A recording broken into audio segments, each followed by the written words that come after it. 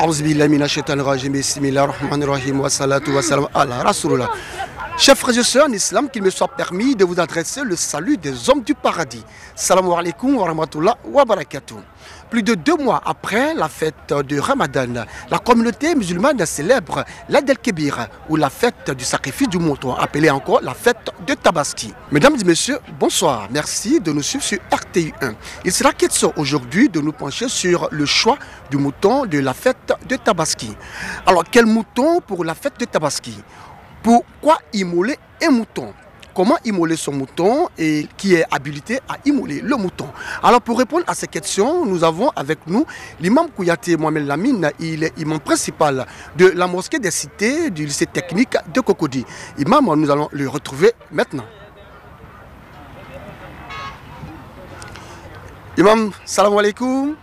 Wa alaykoum salam wa rahmatullahi wa barakatuh. Alors, comme je l'ai dit, nous avons retrouvé notre imam, imam Kouyaté Mohamed Lamine. Il est l'imam principal de la mosquée des cités du lycée technique de Cocody.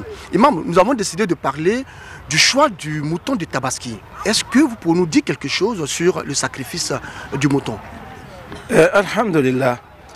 Concernant le sacrifice rituel d'un bélier, précisément dans le mois de Zulhijja, 12e mois du calendrier hégirien, cela vient pour commémorer un acte de foi, un acte de dévotion, répondre, n'est-ce pas, à l'appel de son Créateur et surtout nous enseigner sur des pratiques qui se faisaient du temps du prophète Ibrahim et qui peuvent continuer jusqu'à aujourd'hui.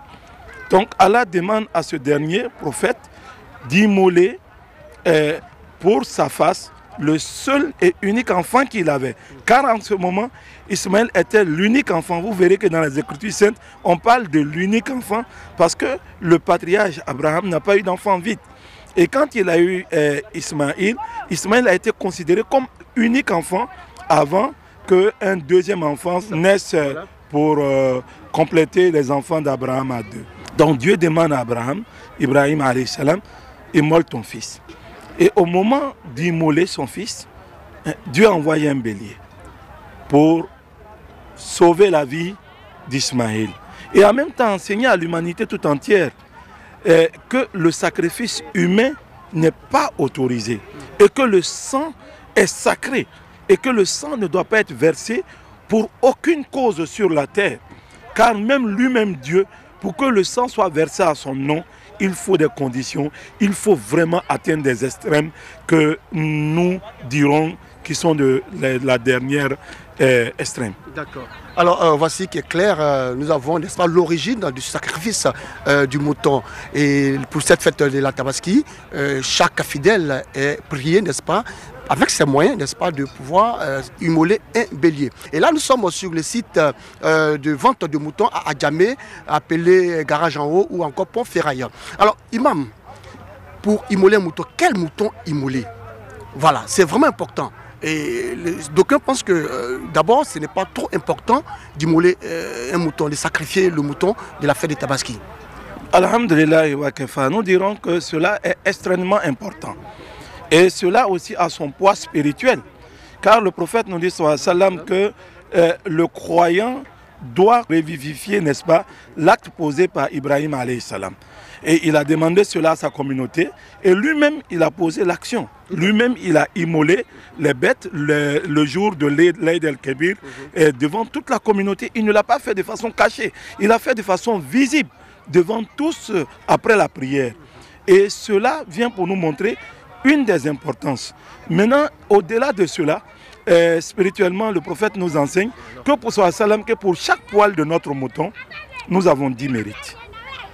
Et il est dit aussi dans des exégèses que le jour de la résurrection, il y aura des fosses, il y aura des trous, et que les béliers que nous avons immolés pour la face de Dieu, car il s'agit bien d'immoler uniquement que pour Dieu, pas pour se faire voir, pas pour rentrer dans la généralité, mais pour faire plaisir à Dieu. Imam, on va essayer de faire quelques pas. Pour vous, est-ce qu'il y a une différence entre celui qui s'achète un mouton de 80 ou de 50, 60 000 et celui qui achète un bélier de 600 000, est-ce qu'il y a une différence dans les mérites? Oui, la différence c'est seulement la crainte qui nous habite au moment de poser l'action. Si réellement nous faisons cela pour plaire à Dieu, il n'y a pas de problème. Mais si nous faisons cela pour m'as-tu vu, pour qu'on dise qu'on a le plus gros mouton du quartier, la récompense se limitera à cela. D'abord, c'est pour plaire à Dieu. Et donc, Imam, en vous entendant parler, c'est que c'est l'intention qui compte dans un premier temps. Oui, mais c'est ce que Allah nous dit. Il nous dit, ni le sang de la cheptelle que vous immolez, ni sa chair n'atteint Dieu, mais seulement la crainte de Dieu qui vous anime au moment de l'immolation atteint Dieu. Donc c'est bel et bien de la crainte qu'il s'agit. Et donc, acheter un bélier de moins de 100 000 ou acheter un bélier de 600 000, lorsque vous avez une bonne intention, c'est méritoire. Rien n'est assez cher pour être sacrifié à Allah subhanahu wa ta'ala. Mais quand même, la raison raisonnante voudrait que nous soyons objectifs au moment de poser nos actions. Si ce sont des actions qui vont profiter plus ou bien ils vont profiter moins à la communauté. Vous payez un mouton à 600 000 alors que la viande de ce mouton ne pourra même pas suffire à 2 familles.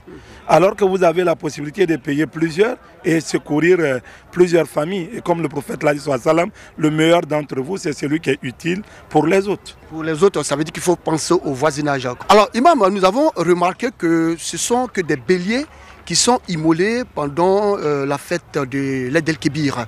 Est-ce que les femelles sont interdites le jour de la fête de Tabaski? Alhamdulillah, cela n'est pas interdit. C'est par ordre de préférence selon les écritures coraniques et les hadiths du prophète. Parce que c'est le bélier qui vient d'abord en première position, ensuite le sexe féminin du bélier, et après cela vient ce qu'on appelle généralement en Côte d'Ivoire les cabris, mâle d'abord, ensuite femelle, et après cela maintenant vient le bœuf, mâle d'abord. Si on n'en trouve pas, on pourra prendre le sexe contraire, et après cela le chameau mâle, et si on n'en trouve pas, on pourra prendre le chameau de l'autre sexe. C'est parce que la préférence est d'abord le bélier. Donc tout le monde cherchera d'abord le bélier. À l'impossible, maintenant, on va se tourner vers d'autres types de bêtes. On parle du sacrifice du mouton, mais est-ce que immoler ou sacrifier une autre bête que le bélier ou le mouton, c'est vraiment méritoire? Oui, il n'y a pas de problème du moment que c'est de la famille des moutons. C'est-à-dire moutons, cabris, bœufs, chameaux. Mais les volailles ne sont pas dedans et ne sont pas dans le cadre de cette commémoration. Mais cela peut-être doit nous interpeller pour que nous nous demandions, est-ce que nous avons vraiment compris le sens de ce sacrifice? Parce que normalement, ce sacrifice n'est agréé que lorsque vous et vos voisins, vous fêtez ensemble. C'est-à-dire que vous partagez la viande de votre sacrifice. Voilà pourquoi il est recommandé de diviser ce sacrifice en 3 parties. Une partie pour le jour de la fête, une partie en provision, et la 3e partie doit être donnée intégralement en aumône pour ceux qui n'en ont pas ce jour-là. Alors, Imam, on le sait, cette année est une année particulière, vu donc la pandémie à coronavirus. Comment les fidèles vont-ils immoler leurs moutons? Est-ce que ça sera à partir de 9h30? Est-ce qu'il y aura véritablement cette prière de l'Aïd el-Kébir cette année? Alhamdulillah wa kafa. Il faut surtout se demander d'abord la place de cette prière. Cette prière est une prière surrogatoire. Ce n'est pas obligatoire. Mais la tradition musulmane veut que nous fassions cette prière de 2 rakats, précédée de beaucoup de takbir, et même aussi après cette prière, continuer à faire les takbir. Vous allez voir que pendant les 2 jours qui vont suivre, n'est-ce pas, la fête, dans nos mosquées, les gens feront beaucoup de takbir pour rendre grâce à Dieu et le remercier de leur avoir permis de faire ce sacrifice. Donc pour cette année, vraiment, nous prions Dieu que cette maladie puisse quitter rapidement la terre des hommes. Mais dans tous les cas, nos instances sont là et nous avons des personnes ressources qui y travaillent, en tout cas dans les heures et les jours à venir, si nous serons situés, si la prière aura lieu ou pas. Et si la prière n'aura pas lieu aussi, je pense que nous avons beaucoup de canaux aujourd'hui pour informer tout un chacun à partir de quelle heure ils pourront immoler leurs bêtes. Mais n'oublions pas surtout que nous vivons une situation exceptionnelle. Donc face à une situation exceptionnelle, la miséricorde de Dieu prévaut. Donc la miséricorde de Dieu prévaut. Très bien. Alors imam, combien de bêtes doit-on immoler pendant la fête de Tabaski? Est-ce qu'il faut immoler un mouton, 2, 3, 4 béliers? Combien de moutons à immoler? Alhamdulillah wa kafa. Ce qui est demandé surtout, c'est un mouton. Un mouton par personne. Mais il n'est pas interdit qu'une seule personne immole 20, 10, 40, 50, 100, selon, n'est-ce pas, sa force. Et si nous regardons le cas du prophète Mohammed sallam, les exégètes nous montrent que sa dernière année sur terre, il avait reçu 100 moutons. Et les 100 moutons, il les a égorgés. Quand il est arrivé au 63e mouton, il s'est arrêté. Et il a laissé les autres immoler. Et cela aussi fait partie de ce que les prophètes savent et que nous, on ne sait pas. Peut-être là, c'était aussi un signe pour nous dire que le prophète devait partir à 63 ans. Donc, autant qu'on peut, on le fera. Alors, imam, il y a une question qui nous passe par la tête et cette question est récurrente.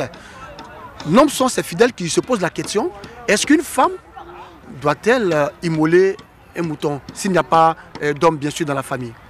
Alhamdulillah wa kafa. Par les règles de nos sociétés, généralement, l'homme est le chef de la famille. Et généralement, c'est l'homme qui fait les dépenses. Et donc, l'homme immole la bête de la famille. Mais si la femme a les moyens de immoler une bête, il n'y a pas de problème en cela. Elle pourra immoler une bête ou bien même plusieurs bêtes selon ses moyens. Cela n'est pas du tout interdit. Mais cela fait partie de la miséricorde de Dieu, que Dieu accepte de tout un ensemble de personnes composant une famille, qu'un seul bélier soit immolé à tous leurs noms. D'accord, mais est-ce que la femme doit tenir le couteau pour l'immolation? Alhamdulillah wa kafa, que ce soit l'homme, que ce soit la femme, l'immolation peut être faite par procuration. Donc si l'homme même peut faire une procuration pour lui-même, la femme est encore mieux placée pour cela. Nous sommes dans une société où nous savons que très souvent, l'homme n'a pas assez de moyens. Et s'il se trouve que la femme a les moyens nécessaires, est-ce que la femme peut lui offrir un bélier pour le sacrifice de mouton? Alhamdulillah wa kafa. Je pense que c'est cela même qui est recommandé. Souvent même dans nos sociétés, il est mieux de faire ça dans la discrétion.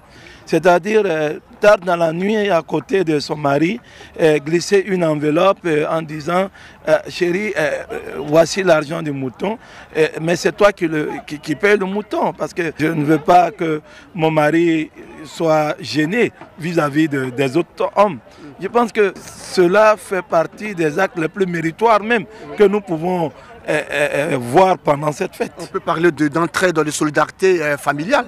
Oui, et surtout du savoir-vivre dans le mariage. C'est très important et pour la cohésion dans le foyer. Et comme l'a dit le prophète sallam, il dit ôtez la compassion de quelque chose et vous obtenez une chose qui est laide. Et mettez la compassion dans une action et vous allez voir la beauté de l'action est sortie. Imam, ce que vous venez de dire est très important. Mais très souvent, l'homme a assez de moyens. Il paye un seul bélier. Est-ce que c'est normal? Est-ce qu'il ne doit pas aussi acheter un bélier pour son épouse, pour faire au moins 2 béliers? Un bélier pour lui et un bélier pour son épouse. Alhamdulillah, juridiquement parlant, un bélier suffit pour une famille. Ça, c'est la miséricorde de Dieu envers nous. Sinon, acheter un mouton pour sa femme, même pour son enfant, même pour sa maman, son oncle, son cousin, c'est ce qui doit être notre habitude. Parce que plus vous donnez à Dieu, plus vous recevez. Moins vous donnez à Dieu, sûrement moins vous recevez. D'accord. Voici qui est clair. Et ceux qui se mettent ensemble, imam, pour acheter un bœuf, alors qu'on parle de sacrifice de mouton. Est-ce que c'est normal ça? Alhamdulillah, il faut savoir que le bœuf fait partie des sacrifices, mais il vient en deçà de la valeur du mouton. Donc, pour cela, l'exégèse nous enseigne que à partir de 7 personnes, vous pouvez vous associer pour payer un bœuf et cela vous suffira comme immolation le jour de la fête et surtout en faisant en sorte de bien faire le partage. Mais est-ce que là, en ce moment, on parlera de sacrifice? Est-ce que ce n'est pas de la simple viande que nous sommes en train de partager? Puisqu'on parle de sacrifice du mouton, c'est d'imiter, n'est-ce pas, le geste du père du monothéisme pur, Abraham. Oui, c'est la même chose, c'est l'imitation, mais en commun. On met nos forces ensemble pour pouvoir obtenir, n'est-ce pas, ce que individuellement, à l'instant T, on ne peut pas avoir. Donc nous nous associons pour pouvoir atteindre Dieu. Mais cela n'empêche pas quelqu'un de tuer un poulet à la maison ce jour-là. Il n'y a pas d'interdiction à cela. Mais pour faire le sacrifice, il faut forcément un mouton. Ou bien de la famille des moutons en tout cas. D'accord, mais il y a quand même une formule à réciter avant l'immolation, n'est-ce pas? Oui, il y a une formule à réciter. Mais j'aimerais même d'abord que nous parlons même d'abord dès le matin, qu'est-ce qu'il faut faire. Généralement, nous rendons le sacrifice que nous allons donner à Dieu beau. Vous allez voir qu'on va laver le mouton pour le rendre beau, propre. Parce que Dieu est beau et propre. Il n'aime que ce qui est beau et propre. Et ensuite, le prophète te demande, sallallahu alayhi wa sallam, il dit de bien aiguiser ta lame pour ne pas que la bête souffre. Il dit si vous devez immoler, immolez sans faire souffrir la bête. Il demande même dans un hadith de cacher son couteau pour ne pas que la bête puisse voir le couteau. Et au moment de l'immolation, il y a une formulation à dire. La plus courte est Bismillahi Allahu Akbar. Bismillahi Allahu Akbar. Bismillahi Allahu Akbar. Une fois. Là, il y a d'autres formulations. Bismillahi Allahu Akbar, Allahumma haza minka wa ilayka. La première, Bismillah Allahu Akbar, veut dire au nom de Dieu, Allah est le plus grand. La deuxième, Bismillah Allahumma haza minka wa ilayka. Bismillah, ça veut dire au nom de Dieu, Allahumma, ô Seigneur, haza minka, ceci vient de toi. Wa ilayka, et retournera à toi. Et si vous ne connaissez aucune formule, est-ce que vous pouvez immoler, n'est-ce pas, un bélier?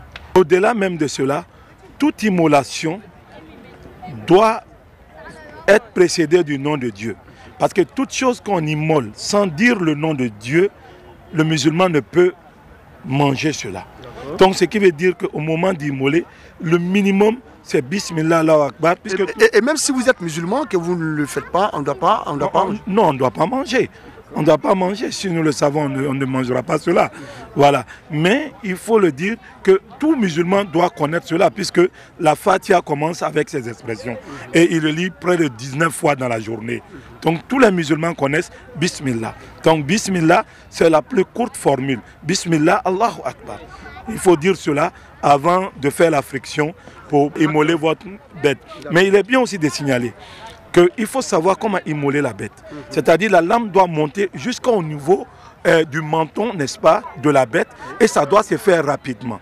Et on doit permettre à la bête aussi d'évacuer sa douleur. C'est-à-dire on ne l'immobilise pas à travers tous ses 4 pattes. On peut immobiliser 3 pattes et on laisse une patte pour qu'il puisse évacuer la douleur. Et même après l'immolation, il est demandé d'attendre que la mort de la bête soit constatée avant de commencer à dépêcher la bête. Car tout cela fait partie de la miséricorde du prophète Mohammed sallallahu alayhi wa sallam envers les animaux. Et il est vraiment important de respecter toutes ces prescriptions, n'est-ce pas, Imam? Nous suivons le prophète, c'est ça qui fait de nous des musulmans. C'est ce que le prophète a fait que nous faisons. Allah dit ce que le prophète est venu avec, c'est qu'il vous a enseigné. Prenez exemple de cela dans vos actes. En un mot, nous devons faire passer nos actes dans ce miroir mohammedien pour que nous soyons en conformité avec Dieu et avec son prophète. Alors, Imam, c'est vrai qu'on s'est baladé un peu. Nous sommes maintenant assis et près de notre frère, n'est-ce pas, le vendeur de moutons. Mais avant donc de venir à lui, très souvent, les vendeurs de moutons, n'est-ce pas, ils augmentent les prix de moutons quand ils savent que c'est la fête de la Tabaski. Est-ce que c'est normal? Alhamdulillah wa kafa. Nous dirons simplement l'hadith du prophète. Il dit celui qui vend sans exagérer à la bénédiction de Dieu. Et celui aussi qui achète sans exagérer, c'est-à-dire il achète mais il sait que le vendeur est serré, il sait que le vendeur a des soucis, donc il profite du désarroi du vendeur aussi pour obtenir un prix très bas. Donc tous les deux, ceux qui seront généreux envers l'autre auront, n'est-ce pas, la bénédiction de Dieu. Le vendeur qui vend sans exagérer, l'acheteur qui achète sans exagérer quand on diminue, tous les deux ont la bénédiction de Dieu. Mais malheureusement, ce qui est le problème, c'est qu'aujourd'hui nous constatons qu'on profite de la foi, n'est-ce pas, des musulmans pour augmenter tout. Quand la Tabaski arrive, les moutons deviennent aussi chers que des bœufs souvent, et cela est vraiment triste. Nous avons auprès de nous le vendeur de moutons. Mon frère, vous allez vous présenter, votre nom c'est? C'est M. Sal Modibo. Modibo. Oui, je viens de Boaké en fait. Est-ce que vos moutons sont chers, vous? Bon, ils sont chers, ils ne sont pas chers, parce que pour faire l'élevage aujourd'hui, c'est pas facile. Voilà, un vendeur de moutons, lui qui fait l'élevage, en 100%, tu ne gagnes pas. Bon, mais voilà, l'élevage, c'est l'amour de la source même qui fait l'élevage. Sinon, quelqu'un qui fait l'élevage, tu ne peux jamais gagner dedans. Mais alors, l'imam vient de dire qu'il ne faut pas exagérer. Voilà, et quand on exagère, c'est un peu comme si on n'était vraiment pas musulman. Est-ce que vous exagérez, vous? Non, moi, personnellement, je n'exagère pas. Voilà, moi, je sais, mes moutons, comment ils sont bien traités. Les aliments, ça coûte cher. Donc, voilà, on fait moins cher. Il y a tous les prix, en fait. Ceux qui veulent gros, ils veulent payer ça gros. Ceux qui veulent petit, il y a petit. Il y a tous les prix. En fait, voilà, ça dépend de ce que tu veux toi-même. Voilà. Alors, Imam, on va conclure. Est-ce que vous avez un message à lancer à l'endroit de la communauté musulmane qui célèbre l'Aïd el-Kébir? Ce sont des messages de spiritualité, de partage et surtout prier pour que la pandémie que nous vivons puisse quitter le monde des humains rapidement et que la normalité vienne, et souhaiter une très belle et spirituelle et joyeuse fête de l'Aïd el-Kébir à l'ensemble de la communauté musulmane en Côte d'Ivoire et ceux qui nous font l'amitié ces jours-là d'être des nôtres. Alors, Imam, en une minute, en malinké, ce qu'on vient de dire, est-ce que vous pouvez nous résumer ça en une minute? Alhamdulillah wa kafa. Bi an faw an baw an balimaw silamɛw an we o tuma na saga feere yɔrɔ la an kumana saga kiti kan seliba le bɛ nana nin ye saga juma kan ka faga saga kan ka kɛ cogo juma ale yɛrɛ ni o tuma na seli ni yɛrɛ bɛ kɛla min kama min ye ka Seydina Ibrahim ladege a ka kɛwale juma de kɛ n'an b'a ladege la an da borila olu kan an da borila fana o tuma na saga yɛrɛ kan saga kan ka kɛ cogo juma saga kan ka faga cogo juma o puis ka yira mɔgɔw la fana ko o tuma na maa kana tɔɔrɔ ni ala ma ale sɔn saga la sabu kira ka saga fila le faga a ka kelen faga ko nin ye muhamadu n'a ka somɔgɔw ta ye a ka filanan faga a ko dɛsɛbagatɔ bɛna k'ale ka mantow cɛma k'olu ka saga le ye nin ye nka an bɛ dugawu kɛ ala m'a nɔgɔyala an bɛɛ lajɛlen ye k'a fɔ fana ko an ka baro la an sela saga feerelaw yɛrɛ fana ma k'o ɲininka o la sagako la o k'a yira an na ko saga yɛrɛ baloli ko bi ko a ma nɔgɔ ko ma nɔgɔ ko le kama tuma dɔ la saga sɔngɔ a bɛ yɛlɛ o tuma na ladilikan min dila olu ma o le k'a fɔ ɲɛnɛ ko min bɛ feere kɛ ni nɔgɔya ye ala bɛ barika don a tigi la mɔgɔ min fana bɛ sanni kɛ n'a tɛ damatɛmɛ kɛ k'a fɔ ko a ye dɔ bɔ a la a ye dɔ bɔ a la ale yɛrɛ k'a lɔn k'a bɛ min fɔ la saga nin na o tɛ saga sɔrɔ mɛ a b'o fɔ la ko mɔgɔ min k'o fɛ fana kɛ ko i tɛ barika sɔrɔ n'i ka sanni kɛ ni nɔgɔya i bɛ barika sɔrɔ n'i ka feere kɛ ni nɔgɔya i bɛ barika sɔrɔ an don an bɛɛ si kɔnɔ an bɛ barika le ɲini na ala ye barika k'an ɲɛ k'a fɔ bɛɛ lajɛlen ma ko a san bɛɛ san kɛmɛ bɛ ala fɛ k'o di ne ni aw ma sini kɛnɛya la. Alors, ce qu'il faut retenir est tout simple, c'est que le sacrifice du mouton est un acte de piété, un acte d'adoration, comme le dit Allah Azza wa Jalla à la sourate 22, verset 37. Ni leur chair, ni leur sang n'atteindront Allah, mais ce qui l'atteint de votre part, c'est la piété. Ainsi, vous les a-t-il assujettis afin que vous proclamiez la grandeur d'Allah pour vous avoir mis sur le droit chemin et annonce la bonne nouvelle aux bienfaiteurs. Point final à cet entretien, rappelons que nous étions avec Imam Kouyaté Mohamed Lamine, il est l'imam principal de la mosquée des cités du lycée technique de Cocody. Avec lui, nous avons parlé du choix du mouton, du sacrifice de la tabaski. Je vous donne rendez-vous jeudi prochain, même chaîne. Ne décrochez surtout pas pour la suite des autres rubriques de l'émission. Merci à vous de nous avoir suivis. L'équipe de production de l'émission Alawa Koubar, par ma voix, vous souhaite une très bonne fête de l'Aïd el-Kébir. Salam alaikum wa rahmatullah wa barakatuh.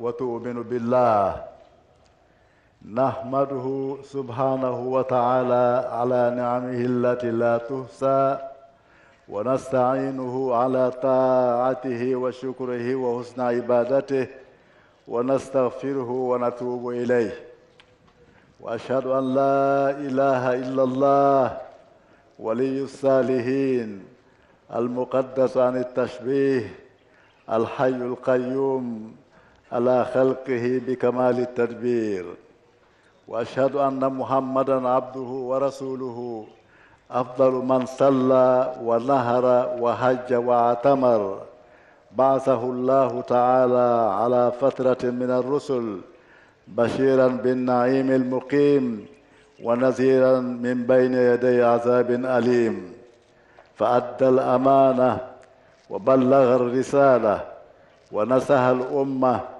وجاهد في الله حق جهاده وتركنا على المحجة البيضاء ليلها كنهارها لا يزيغ عنها إلا هالك وصلى الله عليه وعلى آله الأطهار وصحابته أجمعين وسلم تسليما كثيرا إلى يوم الدين أما بعد فيا عباد الله أوصيكم ونفسي بتقوى الله تعالى في السر والعلانية قولا وعملا وأهنئكم بعيد الأضحى المبارك وأسأل الله تعالى أن يعيده علينا وعلى جميع المسلمين في عافية وسلامة إنه على ذلك قدير وبالإجابة جدير الله أكبر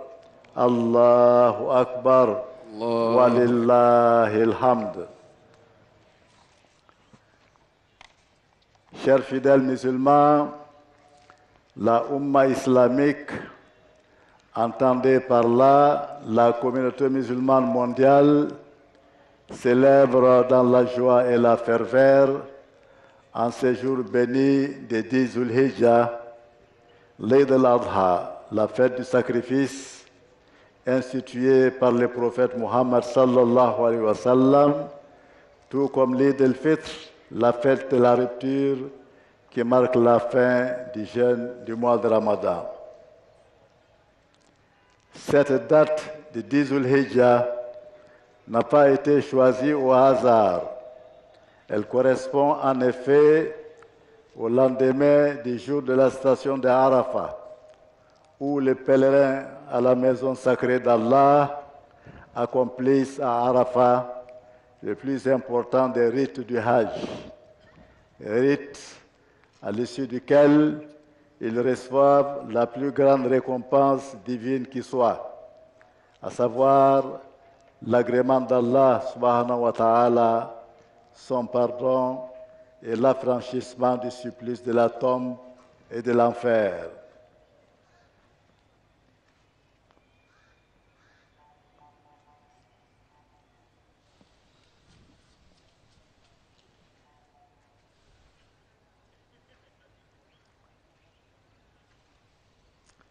En ce même jour de la station d'Arafat, Allah subhanahu wa ta'ala ouvre la porte de sa miséricorde et de son pardon à toutes celles et à tous ceux des musulmans non pèlerins qui ont observé les jeûnes surrogatoires qui leur est recommandé avec insistance les jours de la station de Arafat.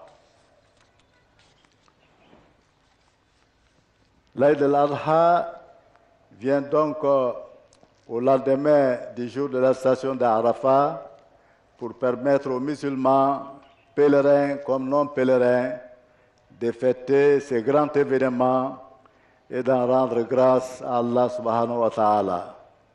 Et cela à travers la grande prière rituelle collective que nous venons d'accomplir et les évocations que nous ne cessons de faire depuis tôt ce matin, louant Allah subhanahu wa ta'ala, le glorifiant et proclamant son unicité absolue. Chers musulmans, la célébration de l'Eid el-Eid au lendemain du jour de la station d'Arafat est aussi l'occasion de rappeler aux musulmans, en particulier ceux d'entre eux qui n'ont pas encore fait le Hajj, leur devoir envers Allah subhanahu wa ta'ala concernant l'accomplissement de cet important culte qui constitue le 5e pilier de l'islam. Allahu Akbar, Allahu Akbar, Allahu Akbar. Allahu Akbar, Allahu Akbar, Allahu Akbar. La ilaha illallah. La ilaha illallah. Allahu Akbar, Allahu Akbar. Allahu Akbar, Allahu Akbar. Walillahil hamd. Walillahil hamd. Chers fidèles musulmans, l'Aïd el-Adha que nous célébrons aujourd'hui tire son nom du rituel de Al-Udhiya, auquel il donne lieu et qui consiste, pour tout musulman qui en a les moyens, à immoler en offrande pour lui-même et pour les personnes à sa charge une bête exempte de tout défaut, de préférence un bélier cornu.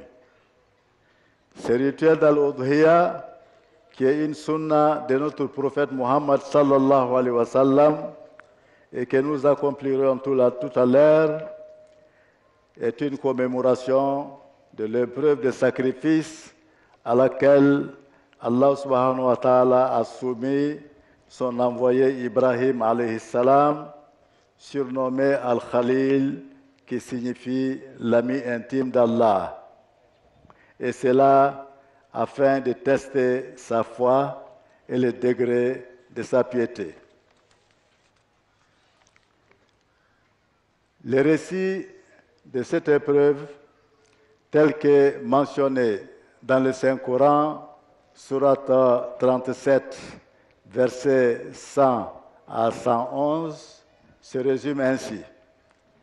Le prophète Ibrahim alayhi salam, ayant atteint un âge très avancé, pour certains savants l'estiment à 60 à 80, plus que de 80 ans, donc un âge très avancé sans avoir d'enfant, implorant son Seigneur de lui faire don d'une progéniture vertueuse qui portera son nom et poursuivra sa mission. Allah exauça son vœu et lui donna de sa seconde épouse Hajara un garçon longanime qu'il nomma Ismaël. Puis, quand celui-ci grandit et fut en âge de l'accompagner dans ses occupations, voilà que son Seigneur lui ordonna en rêve de l'immoler de ses propres mains en sacrifice. Ce rêve, qui pour un prophète tient lieu de révélation divine, mit Ibrahim alayhi salam dans un grand embarras. Mais en croyant pieux et profondément pénétré de la crainte d'Allah, il se résigna à réaliser la vision et en parla à son fils Ismaël.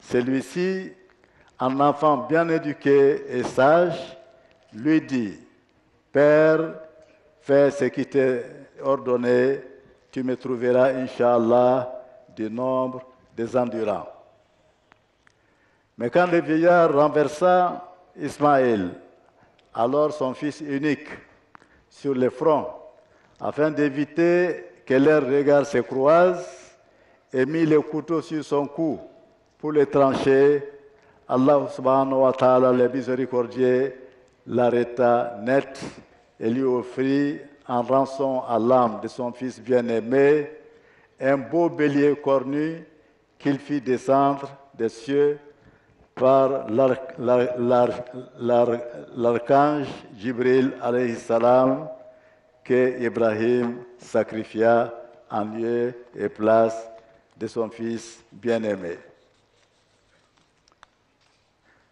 Chers fidèles musulmans, du récit de cette épreuve, on peut tirer deux grandes leçons.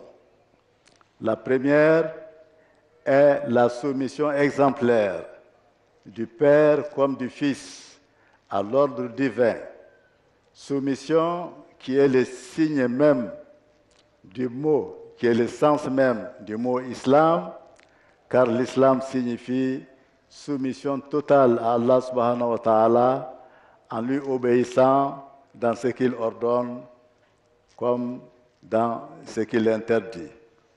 Par conséquent, le bon et pieux musulman est celui qui place sans hésiter et sans poser de questions la volonté d'Allah au-dessus de la sienne, comme l'ont fait Ibrahim et son fils Ismaïl, alayhi salam.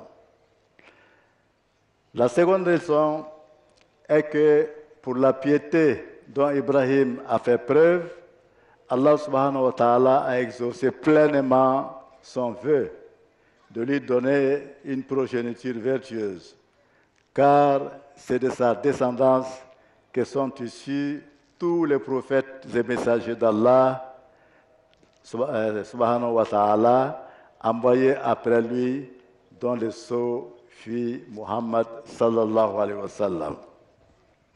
Chers frères, chères sœurs, soyons donc pieux comme Ibrahim alayhi salam et sa vertueuse descendance, afin qu'Allah subhanahu wa ta'ala ait pitié de nous et exauce nos prières et nos vœux et agrée nos udhiyas.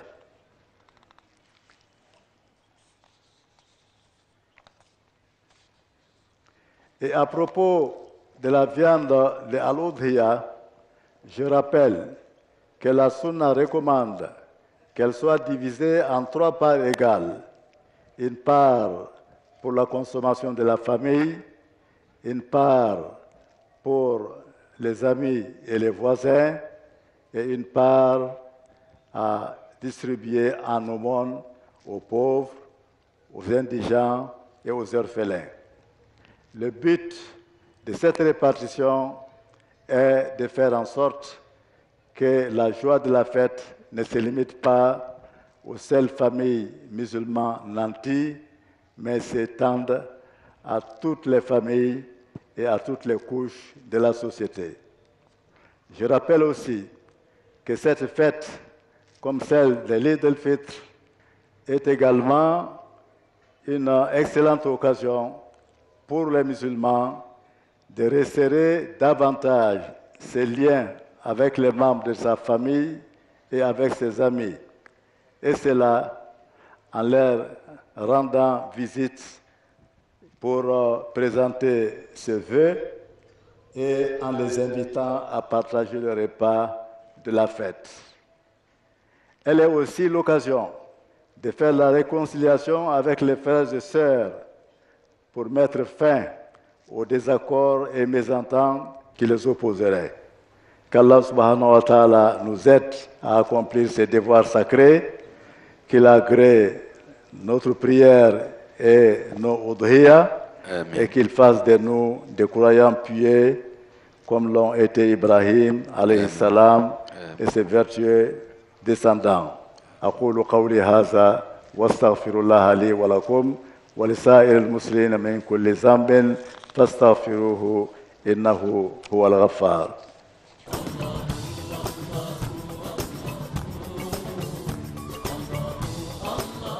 Le Conseil supérieur des imams des mosquées et des affaires islamiques en Côte d'Ivoire, COSIM, et l'AMSI CODIS informent la communauté musulmane que la station d'Arafat à la Mecque aura lieu, Inch'Allah, le jeudi 30 juillet 2020. Par conséquent, la fête de la Tabaski aura lieu en Côte d'Ivoire, Inch'Allah, le vendredi 31 juillet 2020. Par ailleurs, le comité de veille Covid-19 de la communauté musulmane de Côte d'Ivoire fera une déclaration sur les modalités pratiques de l'organisation de la prière. Les imams souhaitent bonne fête de Tabaski à toutes et à tous. Yekibaraye Kamoya Limami Tomba Flayoro Côte d'Ivoire COSIM Ani Amsi Codis Koka Slama Bela Jenil Lalonia Kafo Arafa Lumbena Ben Alamisama Je Kalo Tele Bisaba 2020 Kola Anya Seliba Obena Ben Jumama Je Kalo Tele Bisaba Ani Kelen 2020 Limamu Obe Allah Subhanahu wa Ta'ala Dalla Ka Selido Ansi Kono Kenyala Alamo Kela Assambe Sambe Wassalamu alaikum wa rahmatullahi wa barakatuh.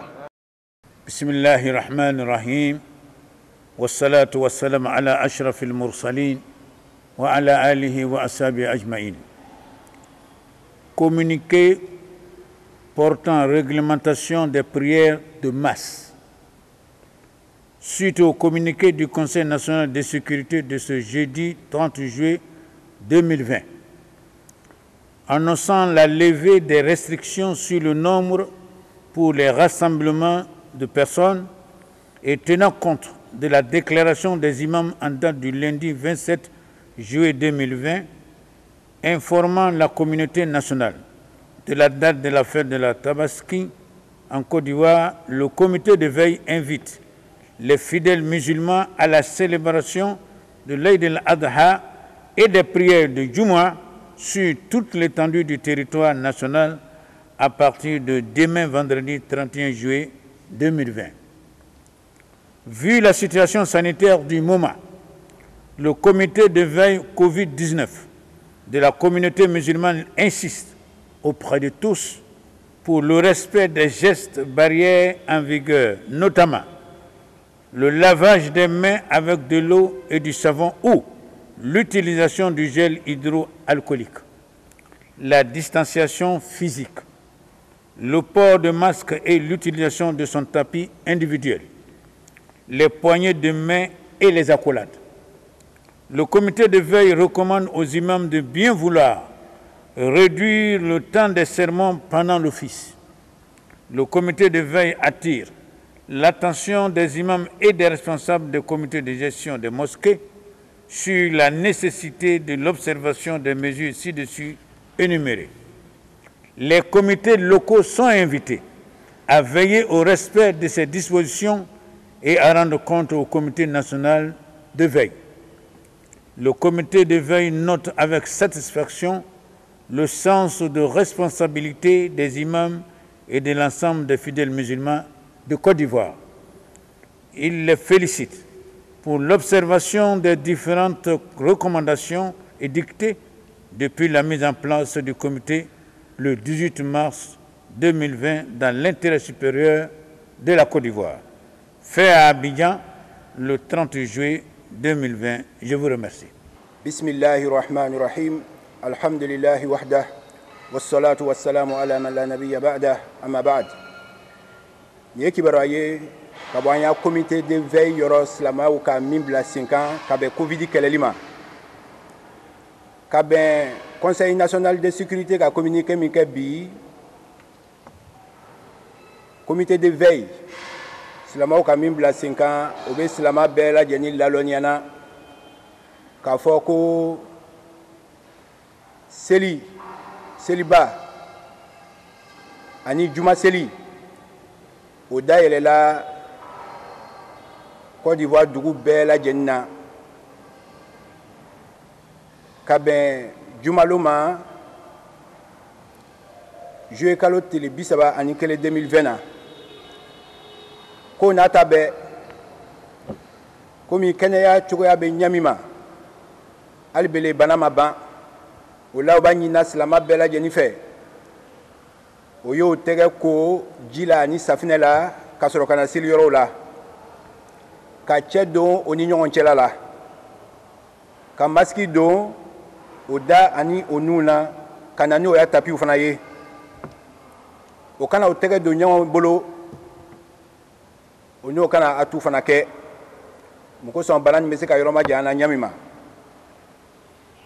comité de veille silamaw ka min sigi sen kan o b'a ɲinina limamuw fɛ o y'o jija ka kutubaw lasurunya a ɲinini bɛ limamuw fɛ ani misiri baarakɛlaw o y'o janto ni mesure na o bɛ se ka bɔ a sira fɛ ɲami ma an b'a ɲinina comité de veille bolofaranw fɛ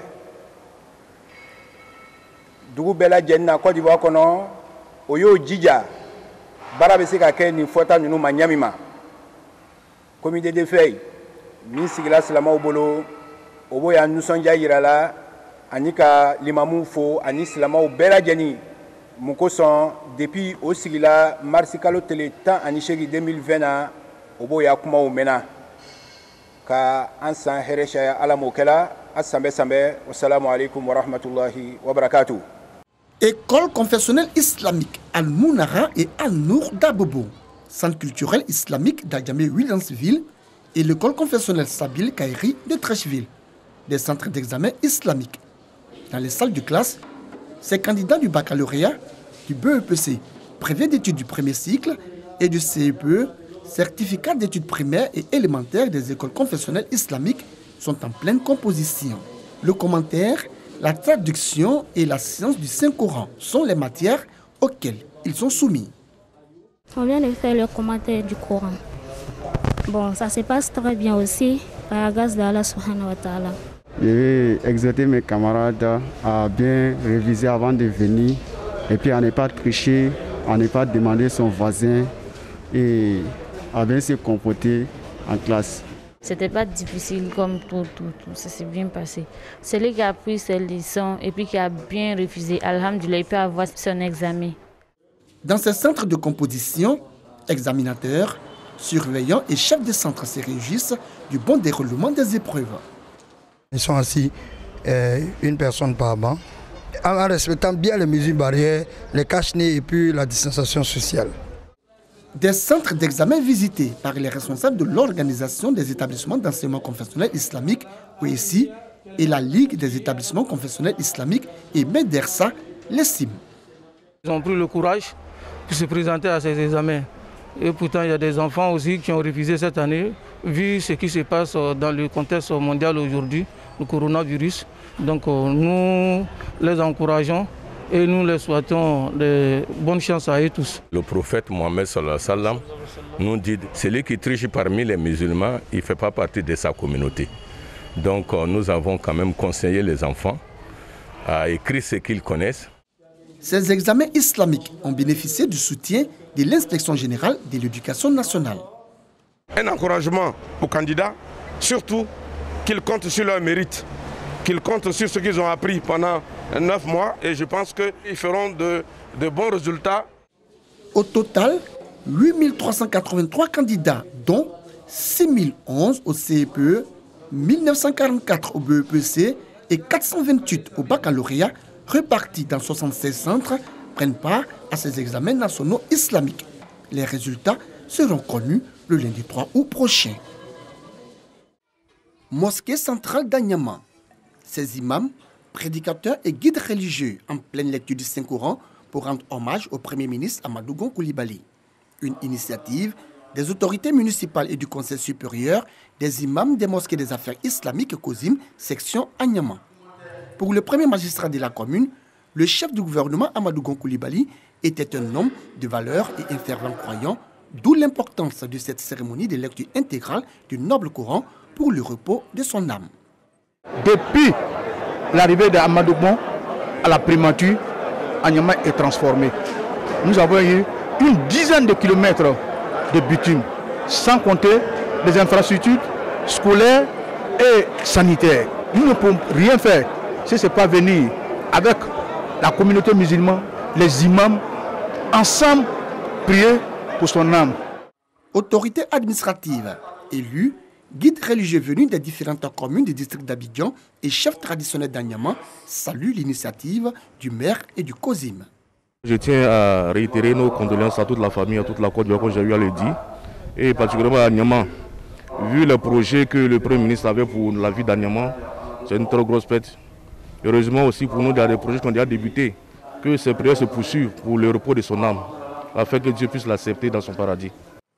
La famille du chef du gouvernement, par la voix du chef central de la communauté Sénoufo du district autonome d'Abidjan et banlieue, a exprimé toute sa gratitude aux initiateurs. La communauté musulmane d'Anyama et le municipal, c'est un signe de reconnaissance envers le feu Amadou Gon Coulibaly. Ils ont trouvé qu'il ne peut pas faire autre chose mieux que de faire une lecture coranique pour le repos de l'âme pour notre fils. Et nous qui sommes ses parents, c'est de dire vraiment merci. Le premier magistrat de la commune d'Anyama, Amidou Silla, à l'issue de la cérémonie, a invité l'ensemble des guides religieux et les fidèles à multiplier prières et adorations pour le président de la République, Alassane Ouattara, afin que Dieu lui accorde la santé et la force nécessaires pour poursuivre ses actions en faveur de la paix et de la cohésion en Côte d'Ivoire.